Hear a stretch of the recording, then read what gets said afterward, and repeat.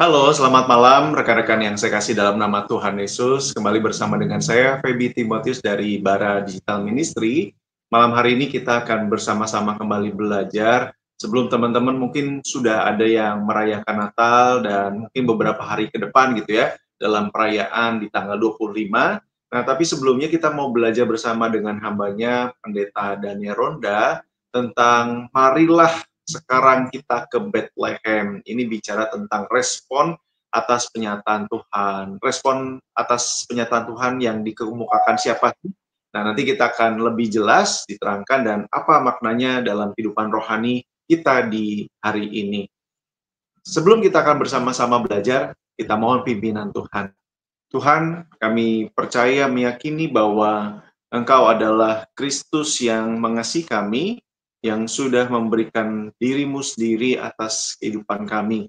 Dan kami rindu di malam hari ini pun, Tuhan melalui Roh Kudus memberikan kami kekuatan untuk kami mengerti firman Tuhan. Berbicara bersama dengan kami melalui hamba-Mu Pendeta Daniel Ronda. Di dalam nama Tuhan Yesus kami bersyukur dan berdoa. Amin. Selamat malam Pak Daniel, saya persilakan Pak. Shalom, selamat berjumpa kembali bagi para penonton, pendengar Bara Digital Ministry. Senang berjumpa saudara kembali dengan saya Pendeta Daniel Ronda. Kali ini dalam menyambut Natal, kita akan mengangkat tema Marilah sekarang kita pergi ke Bethlehem, respons atas penyataan Tuhan yang ada dalam Lukas 2 ayat 8 sampai 20. Ini adalah sebuah tema Natal dari gereja-gereja di Indonesia. Tentu ini bukan suatu ajakan literal supaya kita pergi ke Bethlehem atau ke Israel saat ini. Namun itu adalah sebuah renungan, ajakan tentang penyataan Tuhan kepada manusia, khususnya gembala dalam konteks pembacaan kita Lukas pasal 2. Secara khusus saya akan membaca terlebih dahulu Lukas pasal 2 ayat 15 yang berkata demikian. Setelah malaikat-malaikat itu meninggalkan mereka dan kembali ke surga, gembala-gembala itu berkata seorang kepada yang lain, marilah sekarang kita pergi ke Bethlehem untuk melihat apa yang terjadi di sana, seperti yang diberitakan Tuhan kepada kita. Bapak Ibu Saudara-saudara, dalam Lukas 2 ayat 8 sampai 20 ini, Lukas sendiri menggambarkan Tuhan menyampaikan berita tentang kelahiran dan makna kedatangan Yesus kepada para gembala. Ini sebuah cerita yang mungkin biasa kita dengar, apalagi di acara-acara Natal. Bahkan sejak kecil, bagi saudara yang dibesarkan dalam kekristenan, tentu guru sekolah minggu saudara sudah biasa membuat cerita atau membuat drama, menggambarkan seorang gembala yang ketakutan atau beberapa kelompok gembala yang ketakutan, namun kemudian ceria datang kepada Yesus dan menyembah Yesus. Tampak menjadi hal biasa, namun narasi gembala dalam kitab Lukas memiliki makna yang dalam. Jadi sesungguhnya ada makna besar di balik cerita yang sederhana itu. Mari kita lihat konteks kehidupan gembala pada masa Yesus.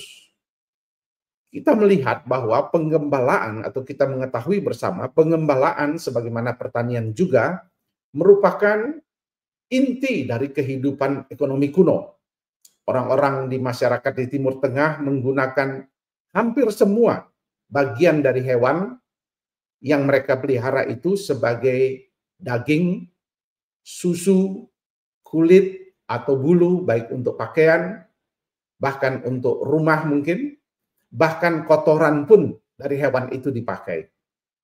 Jadi betapa pentingnya penggembalaan atau dunia gembala pada waktu itu. Namun, kehidupan gembala pada waktu itu justru berbanding terbalik kelihatan sulit. Seringkali sangat sulit. Para gembala seringkali hidup dalam kelompok kecil dalam waktu yang lama.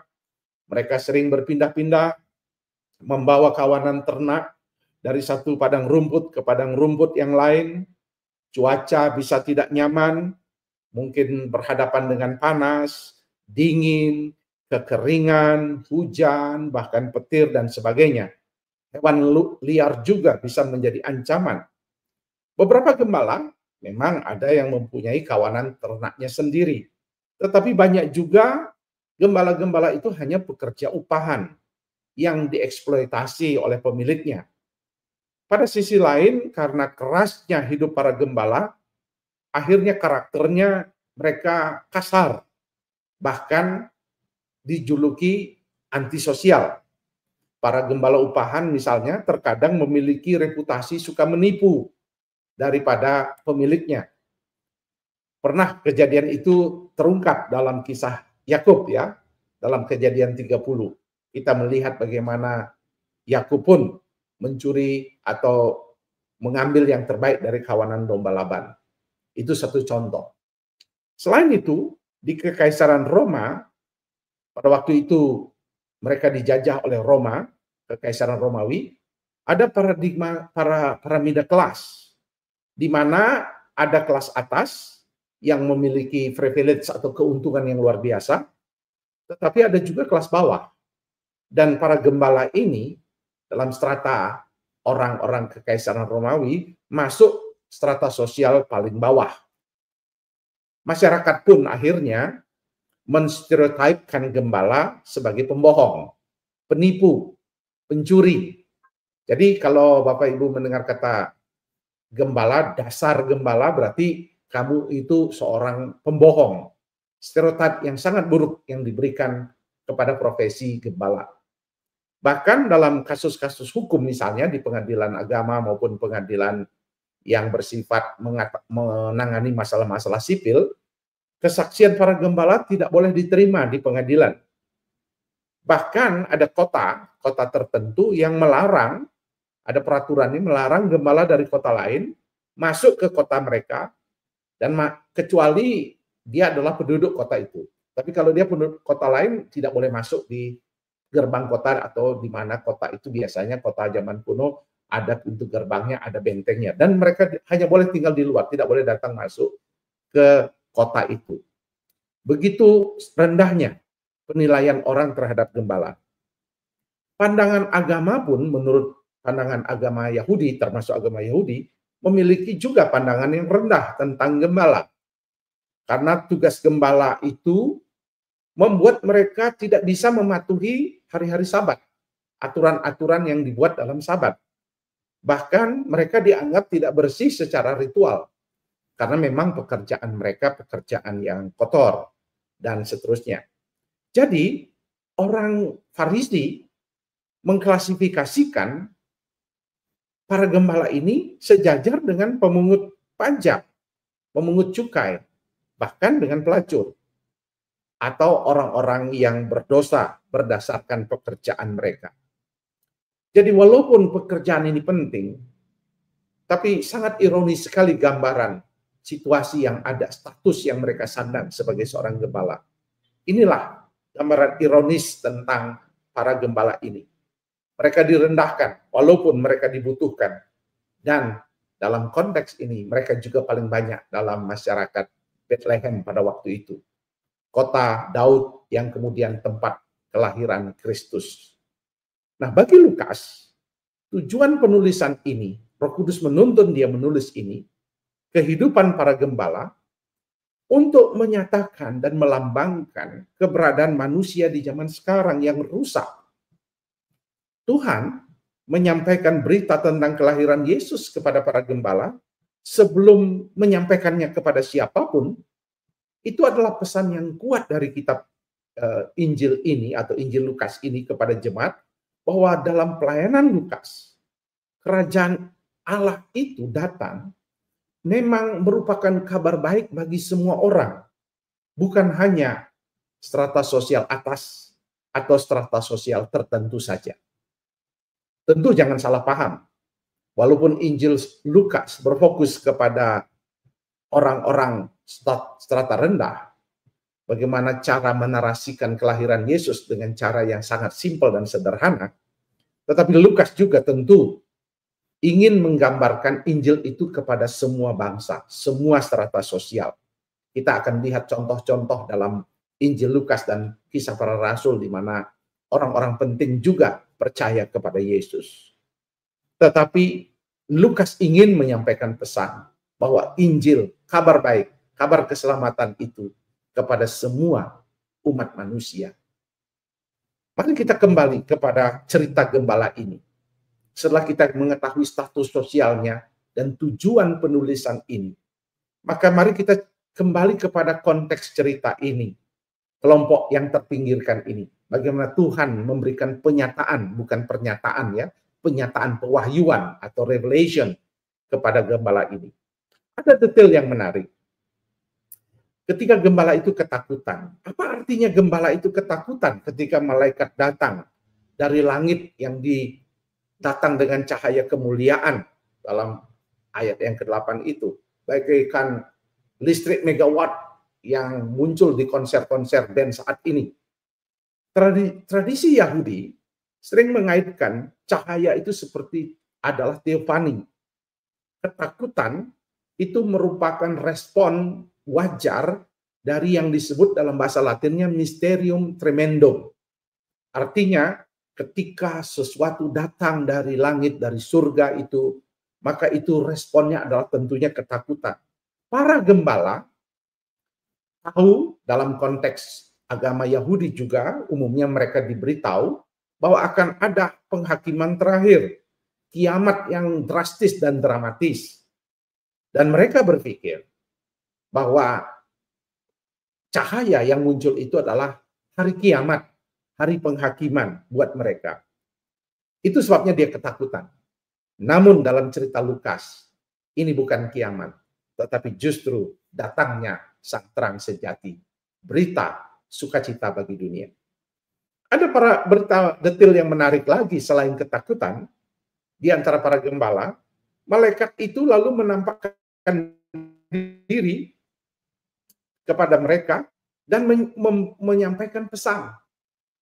Menyampaikan sekarang pernyataan, setelah pernyataan ada pernyataannya. Itu statement yang dikatakan bahwa jangan takut, telah lahir bagimu juru selamat, kata juru selamat muncul, Tuhan, dan ada kabar baik. Ada 3 kata yang dipakai. Menarik untuk diteliti, para sarjana Alkitab meneliti bahwa kalimat ini sengaja dipakai oleh Lukas untuk memang pewahyuan yang dari Tuhan untuk menyatakan bahwa kalimat-kalimat ini sudah umum di dalam kekaisaran Romawi. Di mana ketika Roma berhasil mengalahkan musuhnya di negara lain, maka akan ada namanya utusan, kabar baik, evangelion, yang diutus untuk membawa kabar baik bahwa telah terjadi perdamaian atau yang disebut kemudian Pax Romana, dunia yang damai, dunia yang sudah aman karena ada berita gembira. Lalu ada kata berita kabar baik, ada kata juru selamat. Kaisar sering dianggap sebagai juru selamat karena membuat perdamaian bagi dunia yang beradab pada waktu itu. Kemudian ada kata Tuhan. Kaisar sering didewakan, dijadikan Tuhan. Ketika mereka berhasil menjadi kaisar yang bisa mendamaikan dunia dan membuat jajahannya itu dikuasai dengan baik dan terjadi perdamaian. Lukas membandingkan itu dengan mengatakan bukan kaisar yang datang. Bukan kekaisaran Roma yang membawa damai. Tapi kabar baik itu datang dari Yesus sendiri. Dia adalah Tuhan dan Juru Selamat. Jadi, kalimat-kalimat ini penting untuk kita hayati. Bahwa seringkali manusia mencari, berpikir bahwa ada kabar baik di tempat lain. Tetapi Tuhan ingin mengatakan kabar baik itu ada di dalam Kristus. Akhirnya gembala itu percaya dan pergi menjumpai Yesus. Dan akhirnya setelah penampakan itu, penyataan itu, mereka berkata, marilah sekarang kita pergi ke Bethlehem, ayat yang ke-15. Kalimat respons atas penyataan Tuhan inilah yang akan kita maknai secara rohani untuk kehidupan kita di perayaan Natal tahun 2024 ini untuk kita bisa memasuki tahun baru 2025. Apa makna? Marilah sekarang kita pergi ke Bethlehem. Ada 3 hal. Yang pertama, statement itu adalah sebuah penyataan. Ada penyataan yang memerlukan respon manusia. Gembala menerima penyataan lengkap, baik bala tentara surgawi muncul dengan pujian, dengan terang yang begitu luar biasa, dan pernyataan tentang deklarasi tentang kedatangan Yesus, Juru Selamat dan Tuhan, maka penyataan ini memerlukan respon. Dan penyataan ini adalah untuk semua manusia, termasuk kalau kita melihat status gembala itu, yang terpinggirkan, yang rusak, yang kecanduan, yang adiktif, yang hancur. Dan ini adalah makna spiritualitas untuk kita. Tuhan sedang memanggil kita. Mereka yang hancur, mereka yang rusak, mereka yang kecanduan, mereka yang mungkin secara manusia tidak ada harapan. Latar belakang gembala ini mengingatkan kita, orang-orang seperti inilah yang mendapat lawatan. Namun selanjutnya, pertanyaannya, apakah kita meresponi panggilan ini? Sebagaimana gembala menyambut, kita juga ditantang untuk menyambut Tuhan dengan menerima uluran tangan kasih-Nya yang telah memberikan kabar baik, keselamatan, dan Tuhan penyerta dalam kehidupan kita. Jadi Natal mengajak kita untuk meresponi Tuhan dengan segala kebaikan dan kasih-Nya kepada kita. Itu pesan spiritualitas. Marilah sekarang kita ke Bethlehem. Pesan yang kedua adalah ada langkah perjalanan iman sebagai respons percaya. Gembala percaya, dan bukti kepercayaan itulah gembala berkata, mari kita pergi. Ingat, dalam refleksi perenungan kita tentu gembala akan memiliki resiko ketika dia harus pergi meninggalkan kawanan dombanya. Namun ada tindakan berani di mana dia melakukan perjalanan iman, journey of faith, atas panggilan yang Tuhan berikan kepadanya, atas penyataan yang Tuhan berikan kepadanya. Mereka percaya walaupun mereka belum melihat bayi Yesus. Ini yang disebut oleh para sarjana Alkitab iman yang aktif. Ia keluar dari zona kenyamanan, aktif melangkah dalam iman untuk berjumpa dan berelasi dengan Yesus. Saya rasa di malam Natal ini, saya dan saudara terpanggil untuk membangun langkah-langkah perjalanan iman yang kita buat semakin hari semakin dekat dengan Tuhan. Membangun relasi dengan Tuhan. Mungkin sudah waktunya momen kita bertanya, apakah kesibukan saya telah mengganggu relasi saya dengan Tuhan? Apakah kesenangan saya dan juga dunia digital, media sosial telah merusak relasi saya dengan Tuhan? Mari kita melangkah untuk meresponi panggilan Tuhan buat kita. Entah itu untuk lebih dekat kepada Tuhan, ataupun untuk kita melayani. Yang ketiga, pesan Tuhan yang ketiga adalah di dalam pesan marilah sekarang kita pergi ke Bethlehem adalah perjumpaan dengan Yesus itu mengubahkan dan membawa sukacita. Dengan kata lain, perjumpaan yang mengubahkan dan membawa sukacita. Gembala akhirnya berjumpa dengan keluarga Yesus, papa mamanya, dan orang-orang di sekitarnya kalau kita membaca narasi itu, dan juga tentunya bayi Yesus yang ada di palungan.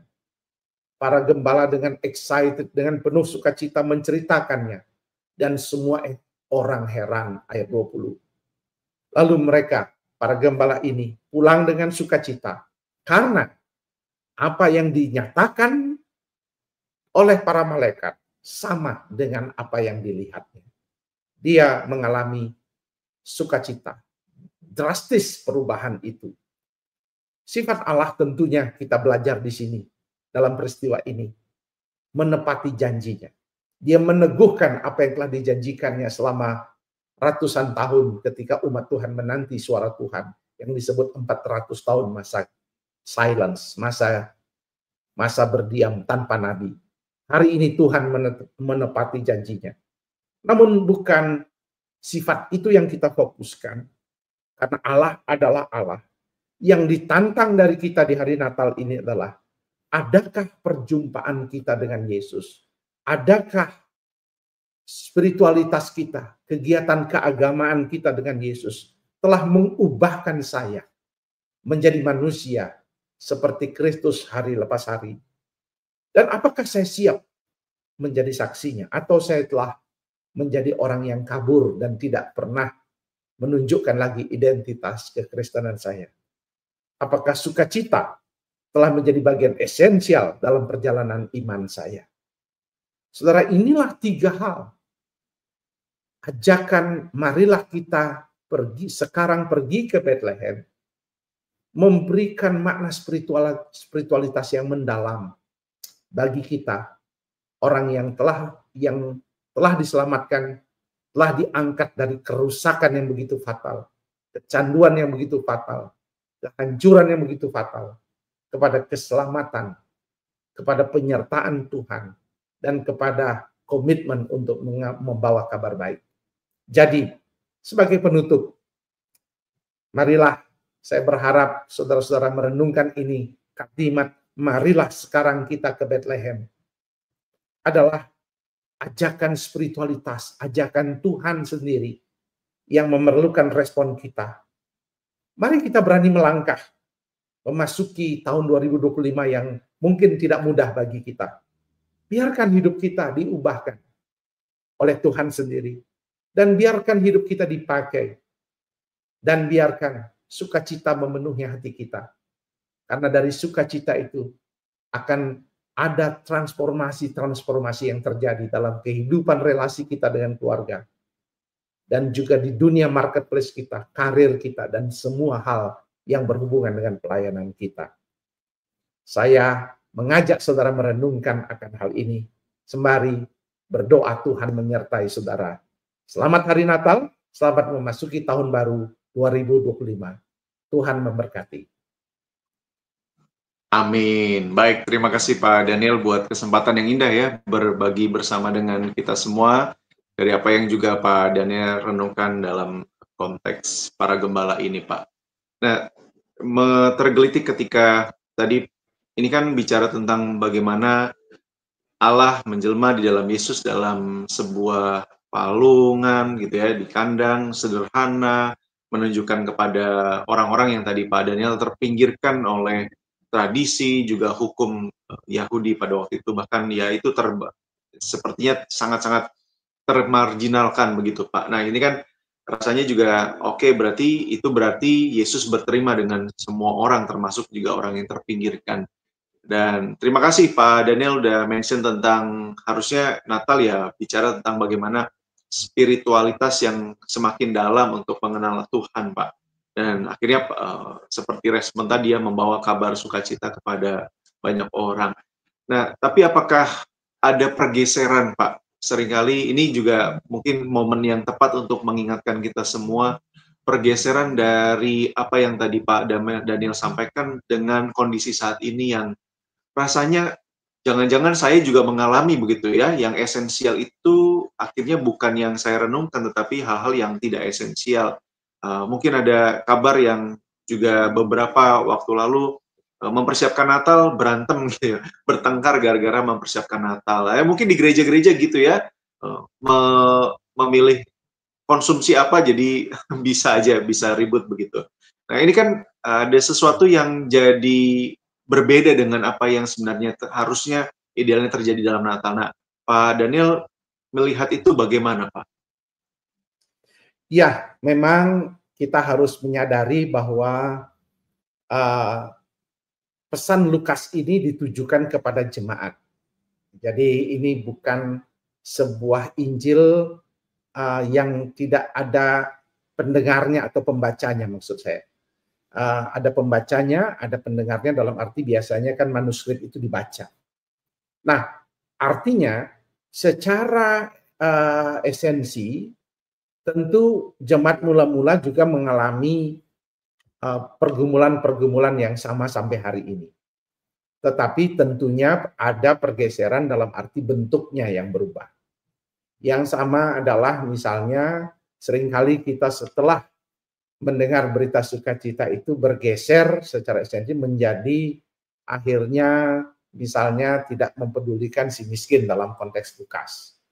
Atau dalam konteks Lukas seringkali orang-orang akhirnya fokus kepada sebuah kegiatan-kegiatan religi yang akhirnya juga tidak esensial kepada apa tujuan sejatinya Natal itu, yaitu berita menyampaikan sukacita. Saya rasa secara esensial sama pergumulannya, tetapi bentuknya berbeda-beda. Seperti yang Bung Febi katakan, bentuknya sekarang akhirnya komersial, kegiatan-kegiatan yang konsumtif, akhirnya gereja bentuk panitia yang kadang-kadang menghabiskan dana lebih besar, bisa menghabiskan dana puluhan juta bahkan ratusan juta, sedangkan akhirnya esensi Natal untuk berbagi, untuk itu hanya sebagian kecil saja dana itu diserahkan. Seharusnya momen Natal adalah momen di mana kita membuat perayaan Natal itu adalah Natal yang bersifat esensial, adalah mungkin orang-orang yang berkekurangan, yang itu kita mulai pikirkan itu. Panitia Natal seharusnya memikirkan itu, bukan sebuah event untuk diri sendiri. Tetapi kemudian juga untuk boleh Natal kebersamaan sebagai keluarga, ibadah, drama Natal dan sebagainya. Nggak perlu undang artis sebagainya. Cukup misalnya saya senang melihat Natal di kampung ya, paduan suara anak-anak, remaja menyanyi.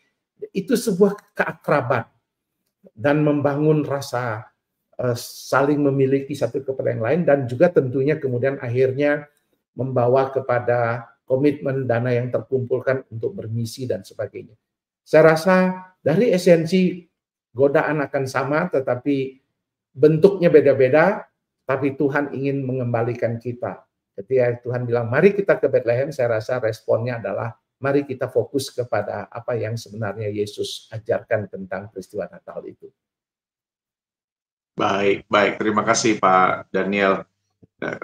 Kayaknya juga boleh menolong kita semua ya. Jadi harusnya berfokusnya sedemikian rupa untuk bagaimana mengasihi dunia dan memberitakan kabar Tuhan. Nah Pak, kalau ketika ada orang-orang di sekitar kita, teman-teman semua yang saat ini sedang mendengar atau nanti akan mendengar gitu ya tayangan ulangnya, lalu meresponi apa yang kita renungkan malam hari ini Pak, bicara tentang bagaimana menerima Sang Natal, lalu ya mungkin tadi ya, oh kayaknya memang perenungannya selama ini saya sibuk, lalu meninggalkan saat teduh atau berpengalaman dengan Tuhan secara langsung lewat firman Tuhan dan doa.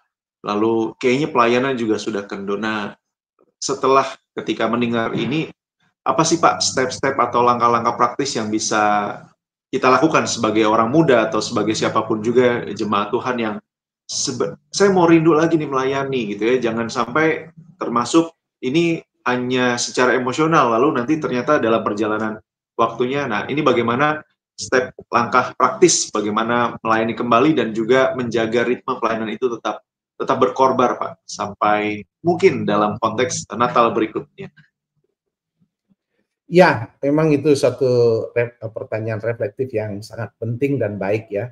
Karena memang di dalam kekristenan itu kita masuk sebagai orang Kristen, kadang-kadang akhirnya kita merasa menyerah menjadi orang Kristen akibat dari memang kadang-kadang kita salah paham, kita pikir kekristenan identik dengan moral, identik dengan tidak berbuat salah. Akhirnya ketika ada yang melakukan kesalahan atau kesibukan sehingga lalai ke gereja, dia merasa tidak layak lagi. Dan inilah yang dicari oleh Tuhan. Orang-orang yang merasa diri tidak layak, orang-orang yang merasa dirinya sudah jauh, rusak, kecanduan, apapun, Tuhan mau mereka berbalik. Langkah pertama adalah kita kembali, karena Apapun yang di luar sana tidak pernah akan menjadi penyelamat kita, juru selamat kita. Tidak akan pernah menjadi kabar baik kita. Tidak akan pernah ada penyertaan yang sempurna. Karena kelihatan baik tapi bukan kabar baik. Kesenangan bukan sesuatu yang menyenangkan tapi sesuatu yang merusakkan. Jadi kita harus kembali mencari Tuhan dan datang, karena Tuhan datang untuk kita yang rusak dan yang lemah. Jadi langkah pertama, kita menerima diri kita apa adanya dan kembali kepada Tuhan.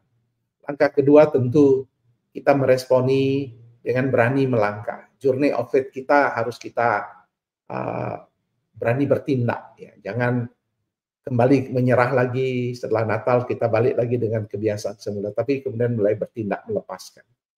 Dan ketika kita bertindak melepaskan, maka pada saat yang sama kita, langkah yang ketiga adalah melakukan action aktif dalam hal-hal yang bersifat pelayanan, mungkin dari hal-hal yang kecil di gereja, ataupun komitmen untuk menjadi saksi, bukan secara vulgar mungkin, tetapi dengan apa yang ada pada kita. Saya rasa 3 langkah inilah yang menjadi langkah-langkah yang akan membuat kita akan terus konsisten dan mulai dekat dengan Tuhan. Jatuh bangun adalah sebuah proses, tetapi kita harus tahu bahwa Tuhan kita memang Tuhan yang memberikan rasa adil dan dia memang menghukum orang yang bersalah, tetapi tidak bisa terpisahkan dari sifat kasih Allah itu, sebuah 2 koin yang tidak terpisahkan. Jadi jangan pernah memisahkan sifat Allah itu dalam perjalanan kehidupan kita sebagai orang percaya. Memang semua ada risiko ketika kita berbuat salah.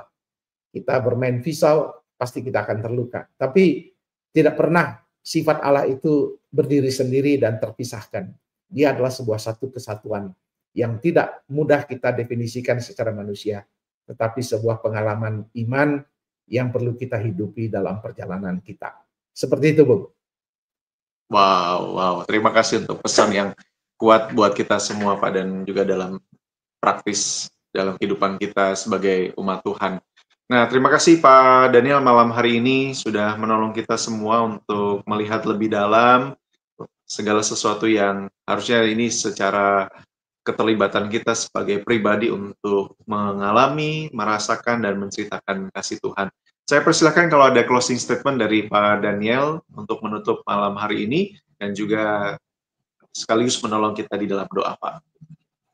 Baik, terima kasih Bung Febi. Para penonton Bara Digital Ministry, saya tentunya ingin menyampaikan selamat Natal sekali lagi, selamat memasuki tahun baru 2024. Tema Natal dari gereja-gereja di Indonesia, marilah sekarang kita ke Bethlehem, adalah sebuah ajakan penting dalam perjalanan kita sebagai manusia, berkaca dari sapaan kepada gembala, kita yang adalah orang-orang yang secara manusia rusak, tapi Tuhan mengasihi kita. Mari kita menerima uluran kasih itu, karena hanya Dia yang adalah kabar baik sejati, juru selamat yang melepaskan kita dari berbagai hal, dan Tuhan yang menyertai kita.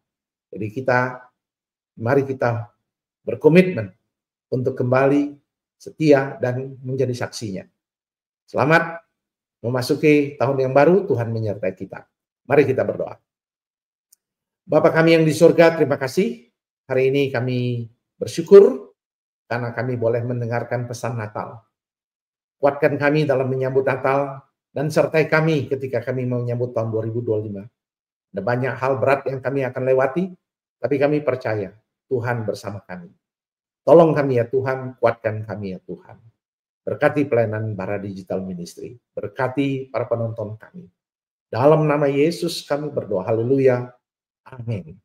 Tuhan memberkati. Shalom. Amin. Tuhan berkati juga Pak Daniel dan pelayanan bersama dengan jemaat dan keluarga. Dan terima kasih buat rekan-rekan yang sudah bersama-sama dengan kami.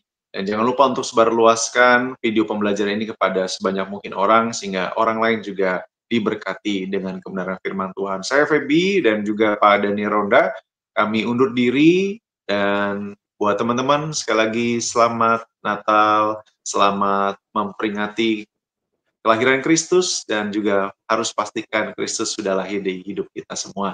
Amin, Tuhan Yesus berkati.